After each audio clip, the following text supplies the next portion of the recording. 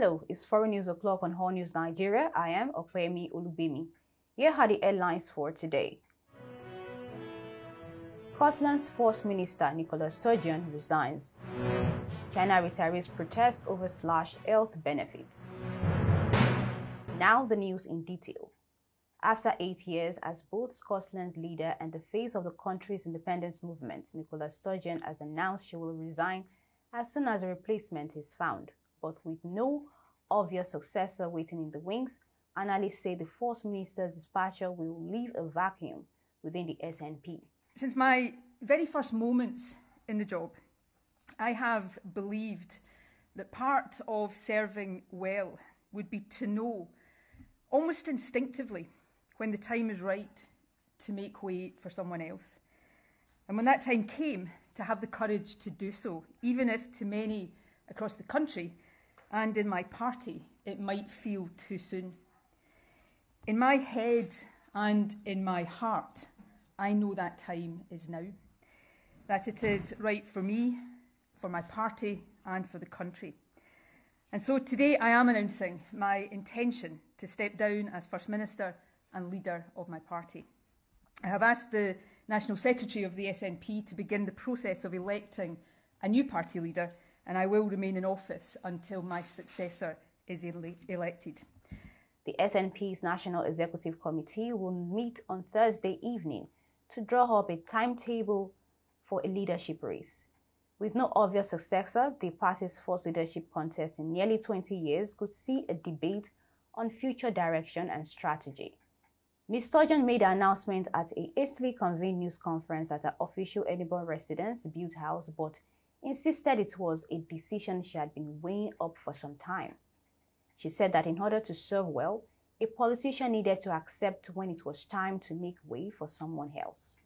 Ms. Sturgeon said her departure was not in response to the latest period of pressure, which has included controversies over gender recognition reforms, trans prisoners, and a strategy on independence.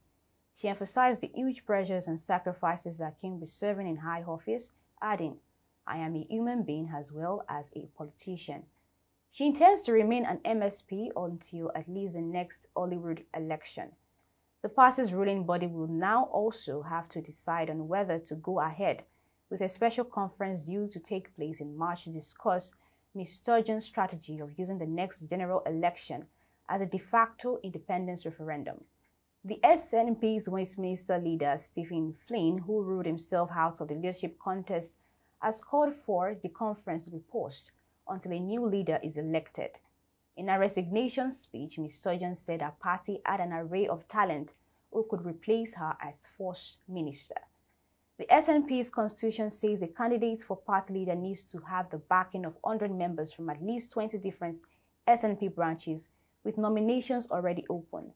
Ms. Sturgeon rose to power unopposed after the independence referendum in 2014, taking over from Alex Salmond, who decided to resign following the vote to remain part of the UK.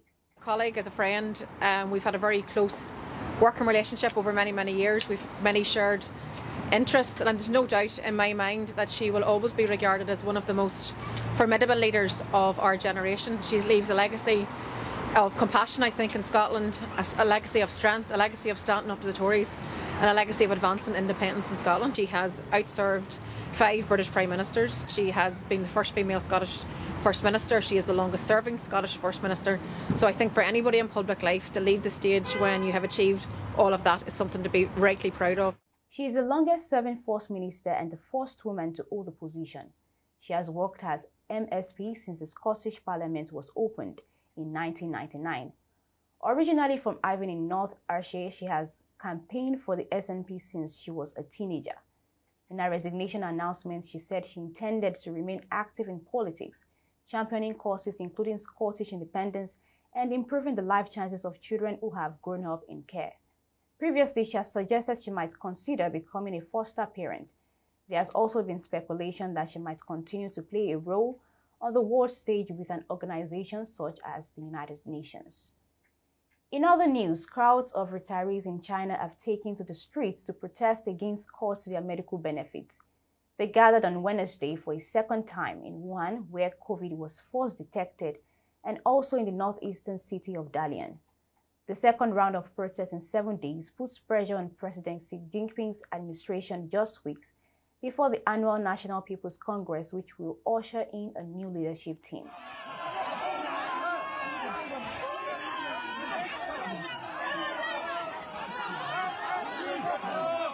Protests first took place in Wuhan on 8 February after provincial authorities said they were cutting the level of medical expenses which retirees can claim back from the government.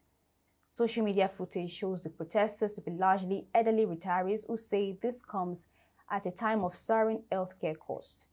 The changes to health benefits for retirees, which officials have described as reforms, come just as China emerges from that brutal COVID wave. The plan has been solid as a means of trading off reimbursement levels to increase the scope of coverage to include more areas.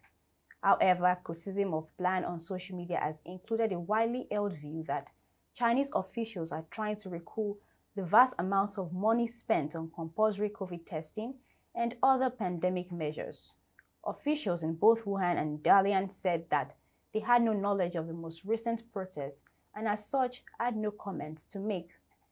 And that's it on the news. To keep up with All News Nigeria, kindly follow us on all social media platforms displayed on the screen. Stay tuned on our channel for more updates. I am foreignnews. Do have a lovely evening.